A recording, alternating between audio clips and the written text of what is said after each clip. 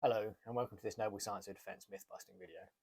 In the last 100 or so years since silver has been studied, a few myths have been picked up along the way, from Victorians making up lovely stories and people simply repeating what came before them, and misunderstandings with etymology and lack of context. This will hopefully become a series in which we just bring some of these things back into the light, back into the discussion. A lot of these myths I'm not necessarily going to be able to prove correct or incorrect. What I would like to do is bring them back to the fore, have a look at them and see what evidence we do currently have for them now compared to what we had previously. So this video should be fun. What it's actually going to be, reading from a lot of very boring books and possibly some maths, I'm afraid. However, this is the evidence, so we need to have a look at it. The first myth that I'm going to cover is hopefully not too controversial. It is the myth that Rocco Bonnetti, the famous Italian master, charged 20, 50 or even £100 for his lessons. That's an extraordinary sum of money. Coupled with that, we're going to look at the idea that, in contrast, the English Masters of Defence were charging considerably less, to such an extent that poor people were able to fence with the Masters of Defence. So, start with, let's have a look at what's actually written in Silver's book.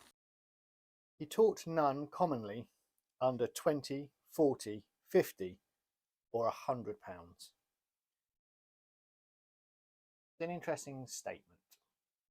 It sounds like exactly that. He charges 20, 30, 40 pounds for his lessons. What I'd like to do is quantify 20, 40, 50 or £100. And I'd like to do that with this: Statutes and Constitutional Documents 1558 to 1625. Every person being unmarried and every other person being under the age of 30 years, that after the feast of Easter next shall marry, and having been brought up in any of the said arts, or that has exercised any of them by the space of 3 years or more, and not having lands, tenements, copyhold, or freehold of an estate, or inheritance, or term of lives of the clear yearly value of 40 shillings, nor being worth of his own goods the clear value of £10, not being retained with any person in husbandry, or in any of the aforesaid arts, nor in any other art, nor in household, nor in office, with any nobleman, gentleman, or others, nor having convenient farm or other holding in tillage, whereupon he may employ his labour, shall, upon request made by any person using the art of or mystery wherein the said person so required has been exercised as is aforesaid, be retained and shall not refuse to serve according to the tenor of this statute, upon the pain and penalty hereafter mentioned. And this one here, for going into apprenticeship or working in a mystery as you have been trained for 3 years or more, is a minimum of 40 shillings. So that's £2. In the same book, slightly later on, we have some political commentary. This one here by Sir Thomas Smith. Sir Thomas Smith was the Secretary of State for Elizabeth and a political commentator. And in here, he has the classes of the people, and he defines gentlemen nobilis major, gentlemen as nobilis minor, esquires, gentlemen, yeomen, and of the fourth sort, men which do not rule. Of yeomen, those whom we call yeomen, next unto the nobility, knights and squires have the greatest charge and doings in the commonwealth.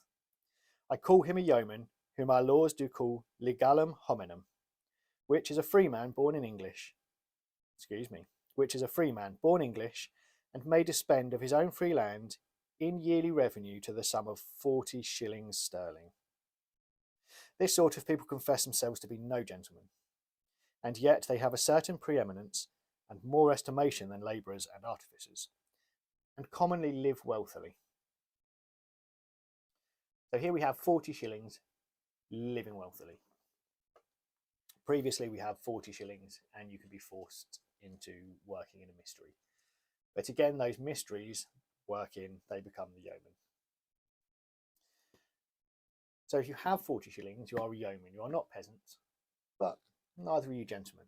However, according to Sir Thomas Smith, you live wealthily. So if we consider to live wealthily in this day and age, I'm going to lowball this and take it from a few years back. A poor person's wage would be £18,000 to £20,000 per year. To live wealthily, comfortably, £30,000 to £40,000 per year. So 40 shillings or £2 might be equated somewhere close to the £30,000 to £40,000 mark. If you take 40 shillings or £2 as £30,000 to £40,000, then that would make £20 £300,000 to £400,000. An extraordinary sum of money. It's a vague estimate. It's a gauge. It's a look at someone living wealthily at X amount of money in the modern age, and then if you extrapolate times 10, but you would get £40,000 times 10, £400,000. It seems to me that there is nobody, no matter how rich, who would pay that much money for lessons in fencing. For £40,000 for 1 year's fencing, I could retain the master. I could probably retain the master for £20 anyway. I could retain the master for £30 or £40. I could just have him living in my household, pay him a very reasonable wage. £400,000. It's just extraordinary. It can't be the case. I can't imagine anyone would pay that much money simply for fencing lessons. Even if this was in the movies, for example, now you would charge £100 a day, £200 a day, maybe. You know, and it's too much. But if we look also, we're going to have a look at the English Masters of Defence and how much they charge. So, the English Masters of Defence are available for poor people, as they say. This here is manuscript 2530. This is the records of one of the fencing schools of London, which I believe was run by William Mucklow. And here, under the rules and constitutions of the school, it is stated, and for the giving of his oath, he must pay 12 pence unto his master, and for his entrance 4 pence. And the same scholar shall pay for his learning according as his master and he can agree, and for whatsoever that he does agree, the said scholar shall pay in hand the 1/2, that is to say, if he makes bargain for 40 shillings, then he must pay in hand 20 shillings. If he make his bargain for 30 shillings, then he must pay in hand 15 shillings. And so the master and the scholar does agree, to pay the 1/2 in hand, and the other when he is taken out of his quarters. Now, I am not entirely certain what to be taken out of his quarters means. It seems to be when you leave your quarters, when you leave where you live. I'm not sure if they were living in the school. I'm not sure if that's a reference to a term, a year. But if we call that yearly, even if we call it yearly, 40 shillings per year, 20 shillings to be paid up front. That is half of a wealthy person's wage paid up front. That is half of a yeoman's, a low yeoman, but half of a yeoman's yearly income. This is not a place for poor people to go. This is an expensive place to go. So, comparing the 40 shillings of the English schools and the £20 of Rocco Bonnetti. Even if they were a super high quality, even if he'd be charging twice, 3 times, but he's charging 10 times as much. It doesn't track.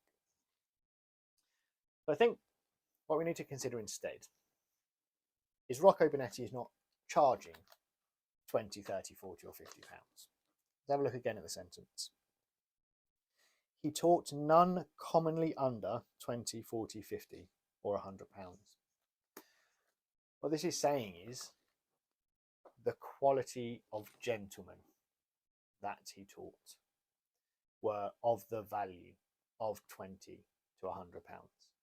He taught gentlemen whose worth was £20, whose estate was £20. These people can pay well. It's a lot of money, but it's not charging £20 per lesson. It's not charging £20 per year, £20 per quarter. He is teaching gentlemen of that quality.